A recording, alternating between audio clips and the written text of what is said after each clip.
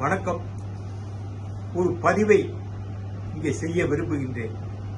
அதாவது கோவை அவிநாசி சாலையில் உள்ள புதிதாக கட்டப்பட்டுள்ள பாலத்திற்கு ஜி.டி. நாயுடு பெயர் வைக்கப்பட்டுள்ளது. திமுக தலைவர், அதாவது இன்றைய முதல்வர் மு.க. ஸ்டாலின் இதை மனப்பூர்வமாக செய்தாரா என்பது தெலுங்கு மக்கள் உணர வேண்டும். வருகிறேன், சொல்ல வேண்டிய விஷயத்திற்கு வருகின்றேன். ஒரு 2 ஆண்டுகளுக்கு முன், அதாவது கோவையில் ஜி.டி. நாயுடு தெரு என்று இருந்ததை இதே கோவையில் திமுக மேயர் ஜி.டி. வீதி, ஜி.டி. ரோடு என்று மாற்றினார், அழித்தார். அழித்ததை கூட அழித்த வர்ணம் இருந்தது, புதிதாக எழுதவில்லை. இப்படி அசிங்கப்படுத்தினார்கள் ஜி.டி. நாயுடுவை. இன்றைக்கு ஜி.டி. நாயுடுவை நாங்கள் சிறப்பாக செய்ய போகிறோம், அவருடைய கீர்த்தியை சொல்கின்றோம், அதற்காக இந்த பாலத்தின் பெயரை வைக்கின்றோம் என்று சொல்கிறார்கள். நான் கேட்கின்றேன், அன்றைக்கு ஏன் ஜி.டி. தெரு, ஜி.டி. வீதி என்று வைத்தவர்கள் இன்றைக்கு ஜி.டி. நாயுடு என்று வைக்க வேண்டிய காரணம் என்ன? கோவையில் உள்ள தெலுங்கு பேசும் நாயுடுடைய வாக்குகளை மையப்படுத்த வேண்டும், அதை பெற வேண்டும் என்பதற்காக ஏவா வேலு, அவருக்கும் கோவைக்கு எந்த சம்பந்தமும் கிடையாது. கோவையில் உள்ள தெலுங்கு பேசுபவர்கள் வேறு வகை. இதே ஏவா வேலு திருவண்ணாமலை மாவட்டம். இன்றைக்கு திடீரென்று கோவை மாவட்ட அரசில் பூந்து கொண்டு இவர் இந்த மாதிரியெல்லாம் வேலைகளை பார்க்கிறார். இவரை விட நானும் வைகோவும் இங்கே இருக்கிற மக்களுக்கு நாங்கள் செய்த பணிகள் அதிகம். திடீரென்று இப்படியான ஆட்கள் வருகின்றார்கள். ஏவா வேலு போன்ற ஆட்கள், ஸ்டாலின் போன்ற ஆட்கள் வருகிறார்கள். ஜி.டி. நாயுடு பற்றி அவர் திராவிட கழகம் என்று சொல்லி,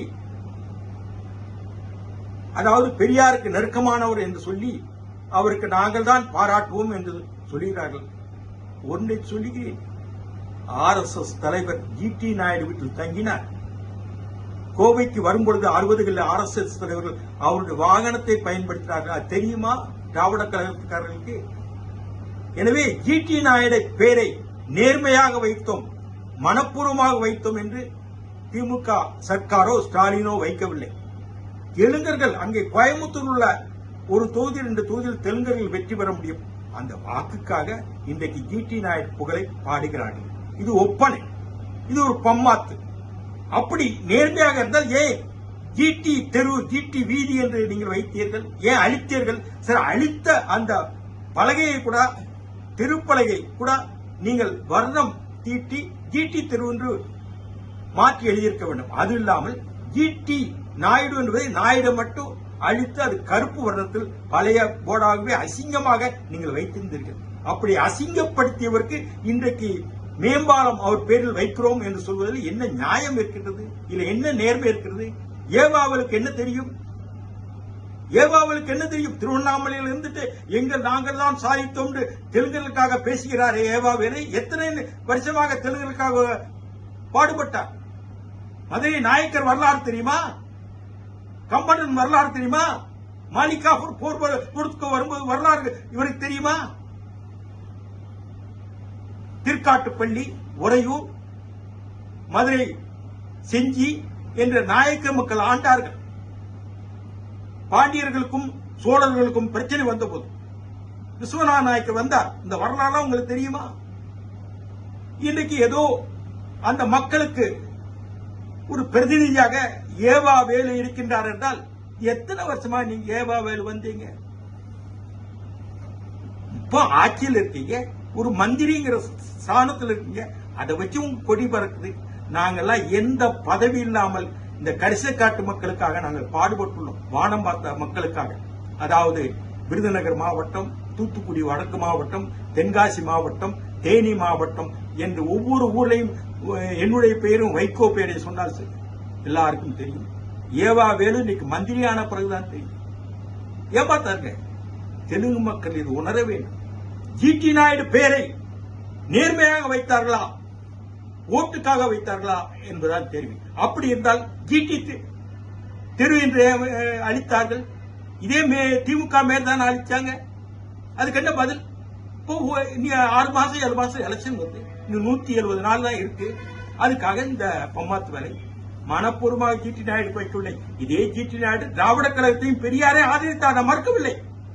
RSS தலைவர்கள் அவர் வீட்டில் தங்கியிருந்தாங்க. ராஜாஜியும் அவருக்கு நண்பர். சுதந்திரா கட்சி GK சுந்தரம் நாடாளுமன்ற உறுப்பினர். லட்சுமி மில்ஸ், கோயம்புத்தூர் லட்சுமி மில்ஸ் எல்லாருக்கும் தெரியும். அவர் சுதந்திரா கட்சி MP ஆகின்றார் கோவையில். அவருக்கு சுதந்திரா கட்சி சார்பில் அவருக்கு அன்றைக்கு பாராட்டு விழா போய் ஜிடி நாயுடு பேசுகிறார். ராஜாஜி சிறப்பாக பேசுகிறார். அதே மாதிரிதான் பெரியாரை பேசுறார். RSS தலைவரும் வீட்டை சாப்பிட்டு இருக்காரு. அதனால சும்மா வரலாறு யாருக்கு தெரியாதுன்னு மொழி பேசாதுங்க. ஏவாவேலு, MK ஸ்டாலின் அவர்களே, இதுதான் நடந்தது என்பதை புரிந்து கொள்ளுங்கள்.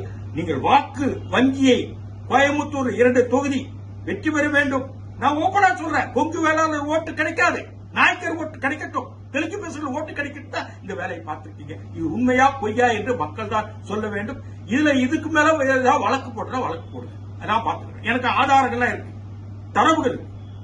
மதுரை நாயக்கர் வரலாறு இருக்கு, செஞ்சி நாயக்கர் வரலாறு என்று அறியப்படாத விஷயங்கள் இருக்கு. அதுவா திருக்காட்டுப்பள்ளி எப்படி இருந்தார்கள் நாயக்கர் மக்கள் எல்லாமே நான் சொல்வேன். நான் ஜாதிக்காக பேசல, ஆனா வரலாறு தெரியணுங்கிறதுக்காக இந்த பதிவு என்பதை புரிந்து கொள்ள வேண்டும். நன்றி, வணக்கம்.